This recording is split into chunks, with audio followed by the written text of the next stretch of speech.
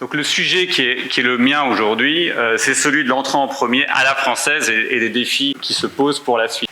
J'ai choisi de l'analyser de la manière qui suit. Je ferai une introduction très rapide pour rappeler quelques grandes spécificités, des singularités françaises en matière d'opération extérieure, en matière de projection de force en particulier. Et après, je reviendrai sur ce que c'est que l'entrée en premier, parce qu'il est évident que tout le monde n'a pas forcément une compréhension parfaite de ce qu'on entend par entrer en premier. Même si le terme est devenu de plus en plus fréquent dans le débat français sur la défense. Déjà, c'est un terme très français qu'il faut garder à l'esprit. Et ensuite, il n'a pas forcément été défini de manière très claire. Et ensuite, j'essaierai de m'intéresser aux défis qui se posent pour cette capacité à entrer en premier, en particulier la montée des capacités de contestation de notre liberté d'action sur les théâtres d'opération extérieures. Parce que fondamentalement, c'est de ça qu'il s'agit. La manière dont ça nous met en difficulté quand on opère à l'étranger et les pistes potentielles pour mieux s'y préparer et parvenir à maintenir la liberté d'action des armées françaises à l'extérieur. Donc déjà, pour appréhender le sujet, à mon avis, de la meilleure manière qui soit, il faut commencer par comprendre les spécificités françaises quand on parle d'opérations d'entrée en premier. J'en ai nommé 4, j'en ai identifié 4, on peut penser à d'autres. La première de ces spécificités-là, c'est qu'on a un niveau d'ambition en termes de structure de force qui se veut polyvalent. On ne va pas pouvoir tout faire à tous les niveaux, mais on veut pouvoir couvrir en partie de manière autonome, en tout cas, c'est pour ça que vous avez un plus et un moins. On peut couvrir tout le spectre de manière au moins autonome. Ça va du bas du spectre, c'est-à-dire quand il n'y a quasiment pas de contestation, qu'on fait du maintien de la paix, qu'on fait de la présence, sans forcément d'opposition en face, jusqu'au très très haut du spectre, c'est-à-dire fondamentalement la dissuasion nucléaire et les capacités de frappe de très haute intensité, on va dire. Et il est évident que de toute manière, la plupart du temps, on se situe entre les deux extrêmes du spectre. La deuxième spécificité, c'est notre orientation expéditionnaire. On considère qu'on a des intérêts à l'extérieur de notre territoire et qu'on est prêt à employer la force pour les défendre et pour les protéger. Ce qui en tant que tel paraît d'une banalité sans nom quand on est français et qu'on a l'habitude de voir des opérations extérieures dans la presse. En fait, il faut être conscient qu'à l'échelle du monde, c'est déjà exceptionnel. C'est-à-dire avoir des décideurs qui considèrent que aller voir leur opinion publique pour leur dire qu'il faut employer la force pour défendre les intérêts français à l'extérieur, ça s'explique, ça se fait, et on peut construire un discours cohérent par ce biais-là. La troisième spécificité, c'est cette expérience opérationnelle que l'on a, qui est là encore très singulière, parce que précisément, on a une volonté politique qui existe. On a des opérations, qui ont été d'une grande variété. Ça allait encore une fois du maintien de la paix dans les Balkans notamment, jusqu'à la stabilisation complexe en Afghanistan, jusqu'aux opérations de plus haut du spectre. Encore une fois, et cette culture opérationnelle, elle est à la fois, elle a bénéficié à la fois des opérations réelles, on va dire, des opérations de guerre, qu'il s'agisse de Serval, de Barkhane, qu'il s'agisse de l'Afghanistan ou de Chamal, mais elle bénéficie aussi de l'exigence des entraînements, parce que l'expérience opérationnelle, c'est aussi l'exigence des entraînements qui permet de la construire.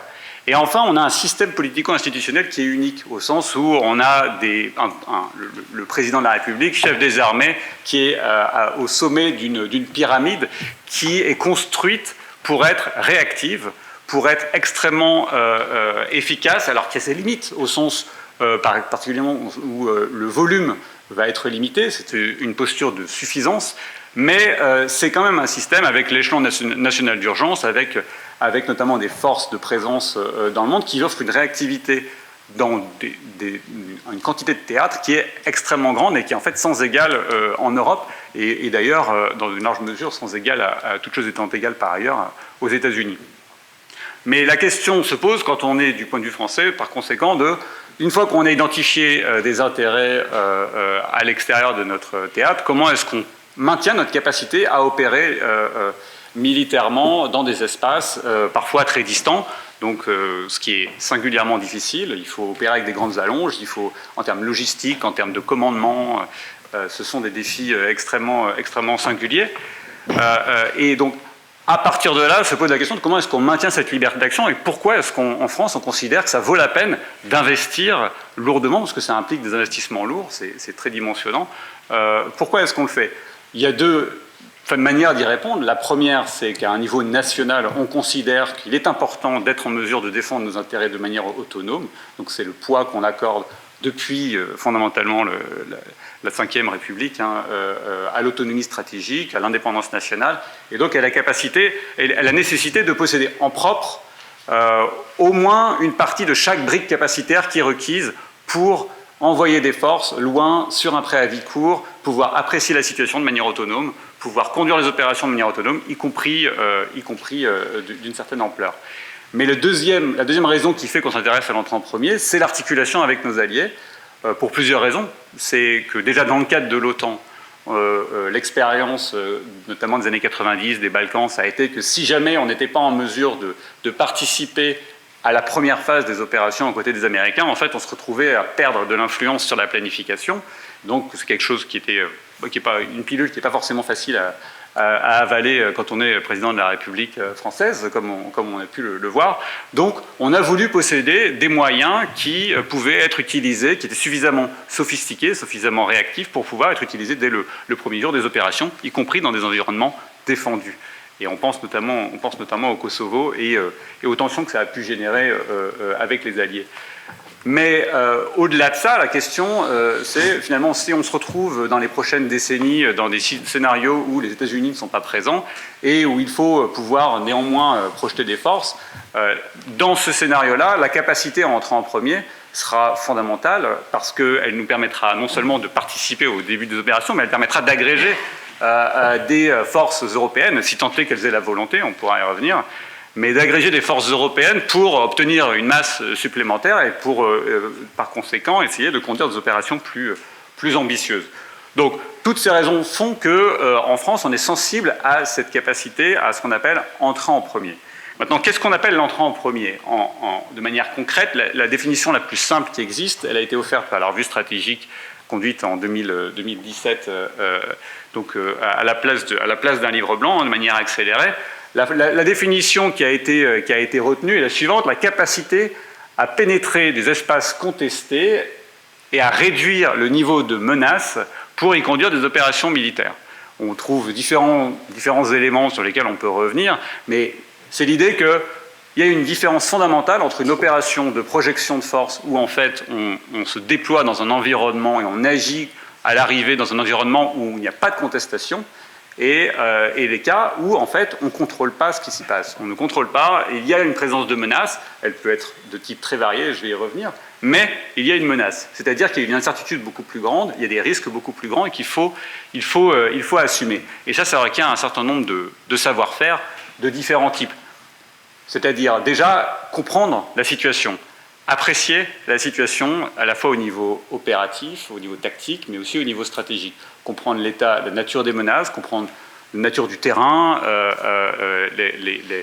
la répartition des adversaires et les zones plus ou moins exposées. Et tout ça, ce qui est fondamental, c'est du renseignement essentiellement, c'est du renseignement national, éventuellement appuyé par d'autres, mais qui permet de se forger un avis et de faire une planification qui permette de mesurer les risques. Fondamentalement, c'est la condition à avoir un style opérationnel qui accepte une part de risque. Quand on va intervenir à l'extérieur, il y aura toujours une part de risque, mais on a une connaissance suffisamment bonne de la situation pour limiter ces risques à un niveau qu'on jugera acceptable. Le deuxième type d'aptitude qu'il faut maintenir si on veut entrer en premier, c'est évidemment de pouvoir projeter des forces. Donc ça implique d'une certaine capacité à opérer en élongation, ça implique la capacité à savoir gérer des flux logistiques complexes, parfois plus menacés aussi, et les différents aspects des flux logistiques, intra-théâtre, inter-théâtre, etc., etc. Et après, une fois qu'on arrive sur le théâtre, il faut savoir déstabiliser l'adversaire. Une fois qu'il y a un adversaire, il faut non seulement, si on veut réussir à obtenir l'effet politique qu'on cherche à obtenir sur le théâtre d'opération, il faut réussir à le déstabiliser. Le déstabiliser, ça veut dire peut-être frapper ses radars pour l'aveugler avant de pouvoir pénétrer à proximité de ses côtes. Ça peut être neutraliser ses centres de commandement de différentes manières. Ça peut être dégarnir un front, ça peut être faire une feinte, ça peut être toutes sortes de choses. Le plus important, c'est de réussir à le déstabiliser pour commencer à renverser la situation et obtenir la supériorité locale. Ça, c'est fondamentalement quelque chose que très peu d'États européens et très peu d'États au monde peuvent faire. L'aptitude à faire tout cela et la capacité et le fait de posséder ce spectre de capacité, c'est quelque chose d'extrêmement rare. On peut s'en féliciter, c'est fragile, mais c'est rare. Et ça permet manifestement, encore une fois, de se faire entendre quand on doit agir en coalition, et on sait que de manière générale, on est de plus en plus, pour des raisons à la fois capacitaires et politiques et diplomatiques, porté à agir en coalition. L'autonomie stratégique, c'est beau, c'est un beau niveau d'ambition, mais ce qui est important de garder en tête, c'est qu'il est relatif. Notre degré d'autonomie sera relatif fondamentalement au degré de contestation de l'environnement dans lequel on va opérer. Plus on va aller vers la droite de ce spectre, comme vous pouvez le voir avec la courbe qui est faite à la main, qui est donc absolument pas rigoureuse, mais qui traduit l'idée que plus on va vers des environnements non permissifs et donc contestés de manière de plus en plus intense, et je vais décliner ce que ça signifie concrètement, moins on est autonome, plus on doit opérer avec des alliés. Et donc fondamentalement, la question qui se pose pour notre capacité à maintenir notre liberté d'action sur les théâtres extérieurs, c'est comment est-ce qu'on évite de glisser vers la droite, c'est-à-dire comment est-ce qu'on arrive à maintenir un niveau d'autonomie suffisant pour répondre à une variété de scénarios qui peuvent mobiliser nos intérêts nationaux, mais par exemple pas les intérêts de certains alliés. Donc des situations où il faudra qu'on opère seul de toute manière. Et donc l'une des tendances fondamentales qui fait qu'on se réinterroge sur l'entrée en premier, c'est que pendant longtemps, fondamentalement, on bénéficiait de la supériorité aérienne, on bénéficiait de la suprématie conventionnelle sur tous nos adversaires potentiels, qui fait qu'on pouvait se déployer librement sur des théâtres d'opérations extérieures avant de rentrer dans l'art de l'adversaire concrètement. C'est le modèle de Desert Storm. Desert Storm, c'est 6 mois de build-up, on fait des bases immenses, on déploie des centaines de milliers de personnes. Il y a à peine une tentative de Saddam Hussein d'enrayer le dispositif, et après, il y a une défaite flagrante, écrasante, etc. Mais bon, évidemment que tout le monde n'est pas Saddam Hussein, et qu'un certain nombre de décideurs ont appris aussi des erreurs de Saddam Hussein, et sont conscients du fait que la priorité, ça doit être d'enrayer ce build-up, ça doit être d'enrayer la capacité des alliés, quels qu'ils soient, mais en particulier occidentaux, à se déployer librement sur un théâtre d'opération et à acquérir la supériorité locale sans être contesté. Et donc, d'où une panoplie de capacités. Alors, je ne sais pas si c'est très visible, c'est très flou. Mais ce qu'on peut voir, je peux vous lire certaines choses parce que j'arrive peut-être à les lire vu que c'est moi qui les ai écrites. Là, on a les milieux. En gros, vous avez le milieu naval au milieu, le milieu terrestre en bas et le milieu air, spatial et électromagnétique en haut. Et qu'on a fondamentalement une très grande diversité de modes d'action qui peuvent être employés pour contester notre liberté d'action sur les théâtres extérieurs dans les différents milieux. Ça va à l'échelle de la sophistication, au plus bas de la sophistication, ça va du terrorisme, mines, engins improvisés, même s'il y a des degrés de sophistication d'engins improvisés très différents, comme vous le savez bien mieux que moi. Quelques missiles sol-air portatifs, etc., pas très bien utilisés, pas en très bon état, type SA-7. Et à l'autre extrême, où évidemment très peu d'États ont ces capacités-là, mais ils existent néanmoins, on a des capacités anti-satellites, on a des capacités de frappe à très longue distance, que ce soit des frappes conventionnelles ou nucléaires, on a la capacité à empêcher l'accès aux côtes à travers le déploiement de sous-marins nucléaires d'attaque, etc., etc. L'idée que ce schéma essaie de montrer, c'est que on a une forme de glissement qui s'opère vers les degrés de contestation, vers le haut du spectre, on va dire. Cette tendance, en fait, elle résulte de plusieurs facteurs, on va dire. Le premier, c'est évidemment la dégradation de l'environnement sécuritaire, le fait qu'on est aujourd'hui confronté à un spectre des menaces qui est plus large que quand on se reprojette 10 années plus tôt. Quand j'ai commencé à travailler à l'IFRI en 2008, la seule préoccupation, c'était l'Afghanistan. C'était l'unique préoccupation. Il y avait quelques autres trucs à droite à gauche, mais fondamentalement, la diversité des menaces à laquelle on s'intéressait en termes de planification et même parfois pour essayer de convaincre les députés qu'il fallait maintenir un budget de la défense décent, c'était très difficile de leur expliquer qu'il y avait un risque de guerre interétatique encore en Europe.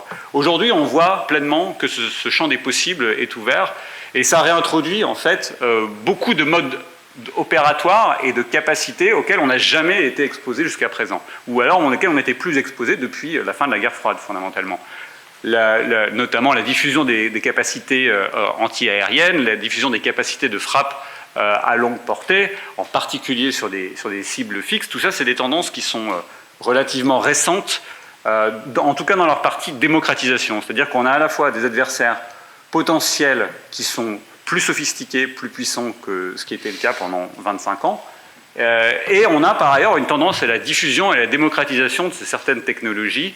On peut penser à ce qu'on a vu fondamentalement chez Daesh et leur aptitude à employer des drones commerciaux, leur aptitude à fabriquer toutes sortes de roquettes. On voit un degré de sophistication et de durcissement et d'aguerrissement des adversaires qui est bien loin en fait de ce qu'on observait il y a 10 ans. Et à côté de ça, on a un retour de la problématique symétrique, c'est-à-dire que fait-on, quelle est notre liberté d'action si jamais on est confronté à des scénarios de très haut du spectre, c'est-à-dire par exemple comme les déploiements qu'on fait dans le cadre de la présence avancée dans les pays baltes. On a une compagnie qui est déployée là en permanence, peut-être que ça pourrait grossir à l'avenir. Comment ça se passe pour opérer cette compagnie si jamais il y a une crise qui démarre? Est-ce qu'elle peut réussir à opérer dans un environnement électromagnétique contesté très lourdement par les Russes, avec une menace de frappe conventionnelle de précision, avec des Spetsnaz qui ne sont pas forcément habillés de manière particulièrement aidante, etc. etc. Donc ça pose un certain nombre de dilemmes sur le haut du spectre, et y compris d'ailleurs dans la capacité à opérer des unités terrestres malgré un environnement aérien contesté par des missiles solaires de longue portée. Et ce qu'on voit donc dans cette croissance des capacités de contestation, ce sont des efforts très ciblés en réalité. Ce ne sont pas des efforts qui visent généralement à accroître des capacités militaires sans se soucier de l'effet qu'on cherche à atteindre. C'est des capacités qui sont très nettement ciblées pour neutraliser nos avantages comparatifs. Nos avantages comparatifs, ça a été la suprématie aérienne pendant longtemps, donc on va trouver des moyens de tenir les avions plus loin, de brouiller leurs capteurs, d'être moins visibles à leurs yeux, donc on va s'appuyer davantage sur la mobilité ou sur la dissimulation.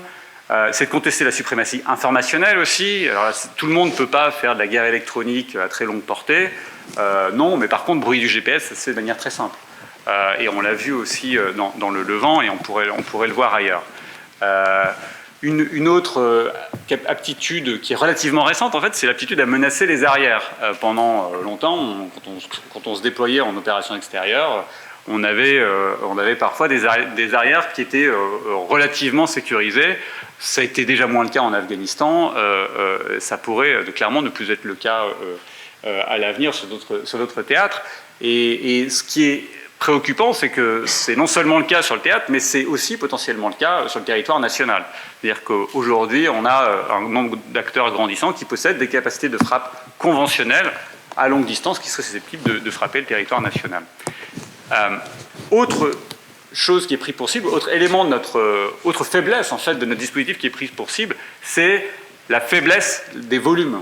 Et donc la faiblesse des volumes, et notamment le fait que nous, occidentaux, opérions dans des logiques de guerre limitée, c'est-à-dire on cherche à limiter les coûts des opérations, on cherche à limiter notre exposition, parce que les enjeux certes, valent la peine d'envisager une opération militaire, mais pas la peine d'accepter des centaines de morts. Donc, du point de vue de l'adversaire, ce que ça veut dire, c'est on vise l'attrition.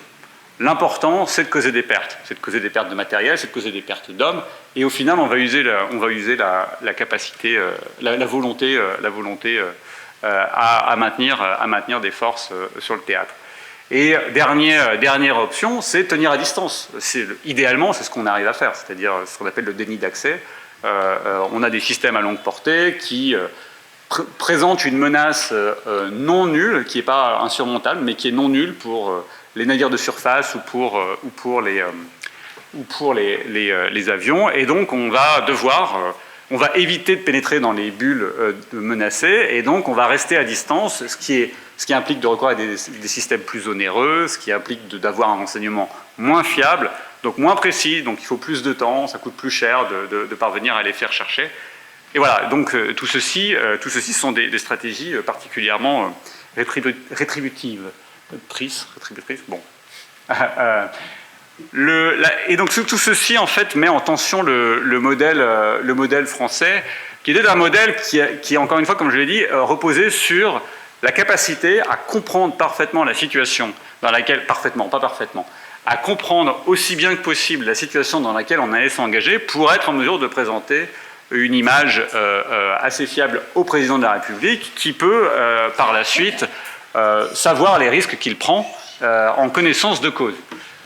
Donc on a un modèle qui marche fondamentalement et qui a permis d'avoir un président qui est rassuré et qui peut utiliser la force quand on considère que c'est nécessaire, qui est réactif, mais qui est juste suffisant. Le problème du juste suffisant, c'est qu'il est de moins en moins suffisant. C'est-à-dire que si vous avez un modèle juste suffisant, mais que vous augmentez les capacités de contestation en face, fondamentalement, vous avez un problème de nombre et vous avez probablement un problème, y compris d'avantage qualitatif. Donc on a des points d'attention qui émergent de cette analyse. Le premier, c'est effectivement le manque de masse, le manque d'épaisseur, que ce soit l'épaisseur en termes d'effectifs, que ce soit l'épaisseur en termes de nombre de plateformes ou en nombre d'effecteurs. Quel que soit le domaine, en fait, on a en France un système qu'on a réussi à préserver, mais qu'on a tellement coupé pendant longtemps en termes budgétaires qu'il est, encore une fois, même aujourd'hui, malgré la LPM, à un niveau strictement suffisant. Et ce que ça veut dire, c'est que fondamentalement, on manque en résilience. On manque en résilience. Si on subit des pertes, un pic de pertes sur un théâtre d'opération, on sera difficilement en mesure de le combler. Le deuxième défi que ça pose, qui est lié, c'est l'entrée en premier, c'est bien, mais il faut réussir. Enfin, si c'est que du symbole, ça ne sert à rien finalement. Donc l'entrée en premier, enfin, ça ne sert à rien. Je vais nuancer ce que je viens de dire. L'entrée en premier pour faire l'opération Hamilton contre la Syrie en avril 2018, ça envoie un signal politique fort. On y va avec les Américains et les Anglais. On fait des frappes sur 3 sites. Ça marche. Ils ont eu le message. Et on considère que l'effet a été atteint. Mais parfois, vous voulez plus. Parfois, vous voulez contribuer à la chute d'un régime. Parfois, vous avez un adversaire qui est différent, qui est plus solide. Parfois, il faut s'impliquer davantage. Et une des limites, et plus longtemps surtout, et une des limites de notre dispositif, c'est, là encore, notre capacité à le soutenir dans la durée. D'où la question gesticulation politique ou détermination, c'est-à-dire combien de temps finalement on est capable de prendre ces risques-là et d'investir sur ce segment. Une des autres difficultés, c'est que fondamentalement, plus on élève le niveau de contestation, ce qui est encore une fois la tendance dans les théâtres d'opération, plus on est seul. Déjà, on a du mal à amener nos alliés pour opérer avec nous dans l'opération Barkhane. Il faut être clair que il commence à y avoir des roquettes sol-sol et des mortiers avec des obus à guidage un peu précis qui apparaissent dans le Sahel, ou des capacités de défense sol-air pas forcément très nombreuses, pas forcément du moyenne portée, mais juste des manpads un peu récents et pas trop mal employés. Ça va faire fuir un certain nombre de nos alliés qui nous apportent un appui pour la mobilité tactique, par exemple, ou intra-théâtre. Un point d'attention, c'est que beaucoup de ces capacités, quand on pense déni d'accès, interdiction, on pense que c'est un problème qui est propre au scénario où on se frotterait à la Russie ou à la Chine. on voit en fait que la tendance dépasse nettement ce type de scénario. Et l'un des cas les plus évidents, ça a été l'attaque qu'on suppose iranienne contre les sites, les installations pétrolières saoudiennes à la mi-septembre, où on a un degré de sophistication qui est extrêmement important, avec un usage de missiles à longue portée précis, de drones guidés de manière très précise, et encore une fois sur plusieurs centaines de kilomètres, qui ont réussi à frapper des sites qui étaient défendus par des batteries de défense solaire américaines. Peut-être qu'elles étaient mal défendues, peut-être que les radars étaient pointés dans les mauvaises directions, que sais-je. Ça illustre quand même le fait que des puissances régionales qui sont sous sanction depuis des années et des années, qui sont surveillées et contre lesquelles on a déployé des systèmes parmi les plus modernes, parviennent à frapper des sites défendus. Donc c'est quand même quelque chose qui doit nous poser question. Et après, plus on monte le niveau de contestation, plus ça remet en cause notre capacité à comprendre ce qu'on va faire. C'est-à-dire, notre renseignement, on le possède parce qu'on a des satellites d'imagerie en propre, parce qu'on a des satellites d'écoute électromagnétique, pas encore, mais ça finira par arriver, dans le cadre de la LPM, parce qu'on a des capteurs présents, qu'on peut déployer des drones au-dessus du théâtre d'opération pour surveiller l'adversaire en permanence. Tout ça, c'est possible, mais ce n'est pas possible si jamais vous avez un environnement électromagnétique ou aérien contesté. Donc vous ne pouvez pas déployer les mêmes drones, il faudra le faire plus loin, il faudra le faire du spatial, mais votre spatial c'est bien, mais si jamais un de vos satellites est neutralisé par un autre satellite ou des moyens d'action russes ou chinois, vous allez avoir des problèmes pour apprécier la situation. Dernier point, et j'en terminerai là, qu'est-ce que ça peut dire, qu'est-ce que ça nous dit, comment est-ce qu'on peut tenter de s'adapter face à ça. La première, à mon avis, une des premières lignes d'effort, ça doit être la masse à la fois au niveau du nombre de véhicules, mais aussi au niveau des plateformes. Alors pas la masse du véhicule en tant que tel, je le précise, mais la masse au niveau, le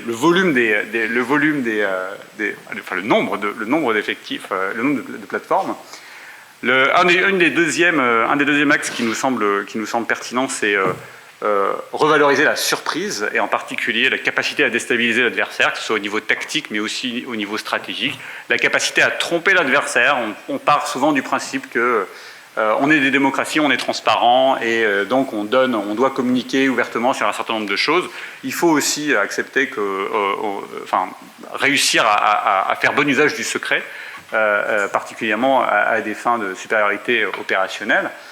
Ça implique de repenser la manœuvre dans les espaces lacunaires. Il y a des espaces qui vont être contestés, des espaces qui vont être moins contestés. Comment est-ce qu'on arrive à prendre un ascendant en manœuvrant dans les espaces moins contestés? Est-ce qu'on arrive à coordonner la manœuvre de manière efficace malgré la contestation électromagnétique, le fait qu'on ait des communications brouillées, le fait qu'on ait des lignes de ravitaillement qui puissent être brouillées? Donc ça donne un rôle particulier aux forces spéciales, notamment. Mais ça pose aussi la question du type de plateforme qu'on peut avoir. À mesure qu'on avance vers un monde où les cibles fixes, les sites fixes sont de plus en plus exposés, et maintenant c'est de plus en plus le cas, ça pose la question de notre capacité à être mobile constamment sur un théâtre d'opération, plus que celle à se protéger systématiquement. Les forces prépositionnées, sur lesquelles je ne reviendrai pas parce qu'Elie pourra développer cette question-là si jamais cela vous intéresse, mais fondamentalement ça pose la question, au-delà de notre propre cas, avec qui est-ce qu'on peut continuer à opérer dans ce type d'environnement? Quels sont les alliés sur qui on peut compter, qui ont la volonté politique, qui ont les capacités, avec qui on peut commencer à préparer aujourd'hui ce type d'opération où on est dans des environnements fortement contestés. Et le dernier point, qui est toujours un point important à faire, mais ça c'est plutôt notre travail, c'est faire œuvre de pédagogie à l'égard de nos décideurs, à la fois décideurs français et européens, qui, au niveau français, c'est moins le cas, mais au niveau européen, on a un certain nombre de difficultés à leur faire accepter ce que c'est que le déni d'accès, ce que c'est que les opérations dans les environnements contestés, et leur montrer qu'on peut opérer dans des environnements contestés sans nécessairement subir des centaines de pertes à chaque fois qu'on opère. C'est quelque chose qui est compliqué, évidemment, c'est des réflexes opérationnels qu'il faut instiller, mais c'est notamment, à mon sens, un des objectifs d'une initiative comme l'initiative européenne d'intervention. Voilà, je pense que j'étais un peu trop long. Merci. Merci.